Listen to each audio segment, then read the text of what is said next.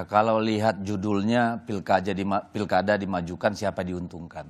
Kalau menurut saya rakyat yang diuntungkan. Kenapa? Kenapa? Pertama tentu dengan mempercepat pilkada ini, maka perintah filosofi keserentakan pemilu itu bisa dipenuhi. Kenapa dulu kita mengadakan pilkada serentakan? Banyak alasannya. Nah, pilkada serentak itu tidak hanya pencoblosannya, tetapi juga pelantikan, periodisasi. Coba bayangkan kalau ini tidak sama pelantikannya, ada yang Januari, ada yang nanti sampai pertengahan tahun karena konflik di Mahkamah Konstitusi misalnya, nggak tercapai itu keserentakan. Kalau keserentakan itu tidak tercapai, maka sinkronisasi proses pembangunan, perencanaan pembangunan, APBN dan segala macamnya itu bisa nggak ketemu juga, Mbak.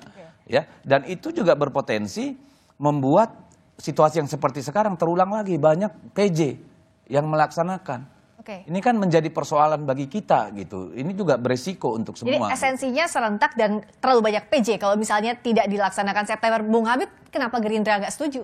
Nggak, saya mengkritisi juga judul tadi yang mengutip statement saya tidak secara utuh. Ya. Saat itu ditanyakan inisiatif KPU untuk merubah jadwal menjadi lebih cepat. Tentu kalau yang menjadi inisiator KPU menurut saya tidak tepat. Kenapa? Karena soal jadwal ini diatur di undang-undang. Ya, di pasal 200 Undang-Undang Pilkada jelas tanggalnya disebutkan. Nah, oleh karena itu terkait perubahan jadwal, maka dua hal yang penting ya, itu pertama dasar hukumnya, yang kedua rasionalitasnya. Nah, kalau dasar hukumnya nanti disampaikan kemarin dalam rapat terakhir oleh Pak Tito Karnavian di Komisi 2, kurang lebih melalui Perpu, menurut saya nggak ada masalah. Karena kan itu salah satu cara demokratis untuk merubah ketentuan.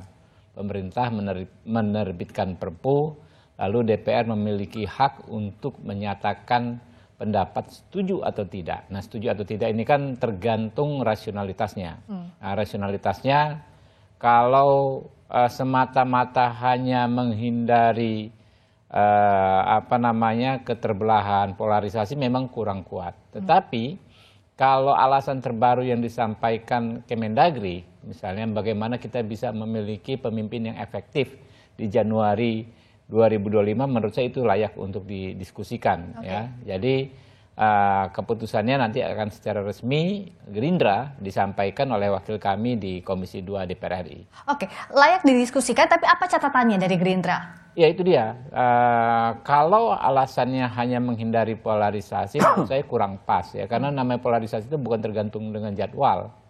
Jadi kampanye juga penting bagi semua pasangan calon di pemilihan kepala daerah untuk menyampaikan visi, misi dan program. Itu juga hak rakyat ya untuk mendengarkan isi kepala gagasan para calon-calon tersebut. Jadi kalau alasannya hanya itu saya kurang sepakat ya. Tetapi kalau alasannya bahwa kita perlu mengawal keserentakan ini lalu di Januari ya kan, kita perlu pemimpin yang sudah efektif, menurut saya itu cukup masuk akal.